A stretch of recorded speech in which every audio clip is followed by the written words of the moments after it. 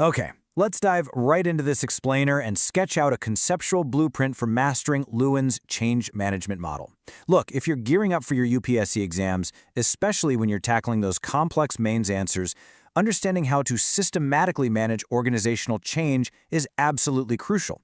So today, we're going to mentally doodle out a tool that will literally make you think like a top-tier organizational leader. Here is our syllabus for today. Just a quick roadmap to help you structure that high-scoring answer. We'll decode the model, visualize the opposing forces, walk through the 6 steps, apply it to a real-world scenario, and finally, wrap up with the exact keywords examiners are looking for. All right, Section 1, Decoding Force Field Analysis. So, I want you to put on your administrator hat for a second and ask yourself this. Why does necessary, brilliant change so often hit a massive brick wall of resistance? Think about it. You design the perfect policy, you have all the data to back it up, but the moment you roll it out, the organization just pushes back. Why does that happen? Well, Kurt Lewin answers this beautifully. He developed what's called force field analysis. It's essentially a change management technique that asks us to evaluate the specific forces influencing any proposed change. Picture every organization in a state of equilibrium. Imagine a heavy block perfectly balanced right in the middle of a room just because people are pushing on it equally from both sides. That balance completely determines whether a proposed change will actually happen or if the organization is just going to stay frozen in place. Moving on to Section 2, Driving versus Restraining Forces. Now, I want you to imagine drawing a line right down the center of your page to visualize this intense tug-of-war. This brilliantly illustrates the core dynamic here. You've got driving forces pushing the organization forward toward change on the left side of your mental whiteboard, and restraining forces pulling back and resisting that change on the right. And if those forces are totally equal, nothing moves. The status quo wins. Let's look at what actually creates that forward momentum. Here are the specific driving forces you can easily jot down on your exam paper. We're talking about things like technological innovation pushing you to upgrade, like the massive push for e-governance. It could be competitive pressure, new market opportunities, or sudden government regulations that literally force compliance. It can also be a strong leadership vision from the top or shifting citizen expectations where people are demanding better service delivery. These are the absolute engines of change. But directly opposing them are these restraining forces, and you've got to recognize these in any administrative scenario. You just cannot ignore them. This is the friction.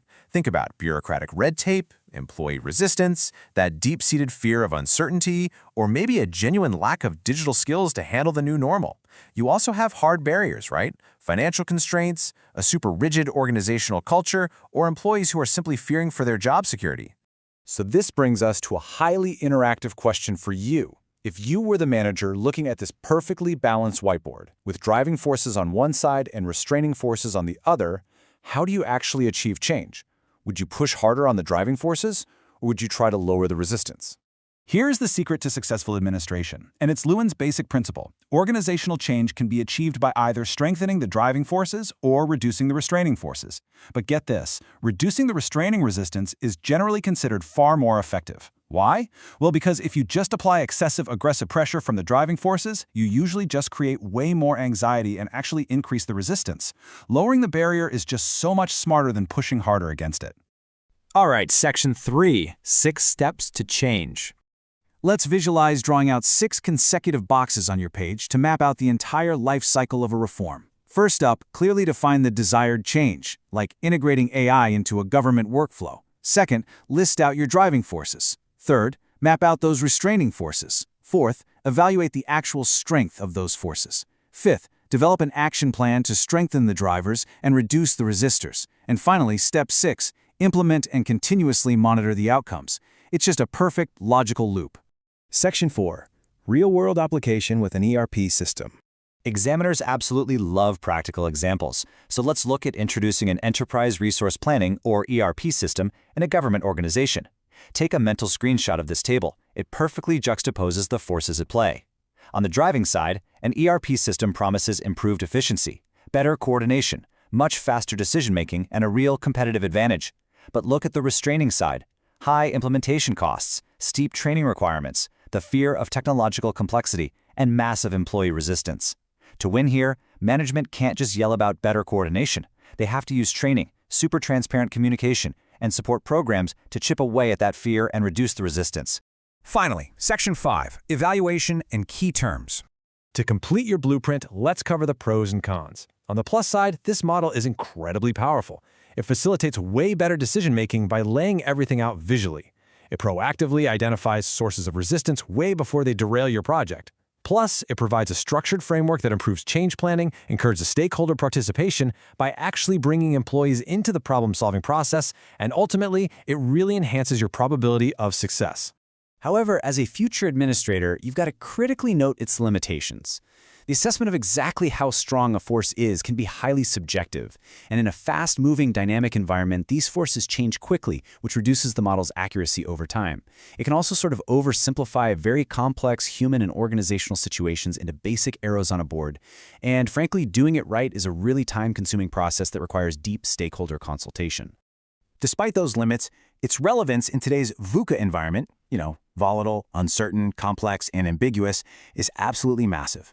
Whether you're analyzing digital transformation, artificial intelligence adoption, organizational restructuring, mergers and acquisitions, sustainability initiatives, or critical public sector reforms, force field analysis gives you the exact framework to systematically manage all that chaos. Now, this is your ultimate cheat sheet for maximizing your marks. These are your high-value keywords. Whenever you discuss this, make sure to drop names like Kurt Lewin, field theory, and group dynamics. And remember that this whole thing ties into his broader three-step change model: unfreezing the current state, changing or movement, and then refreezing the new status quo.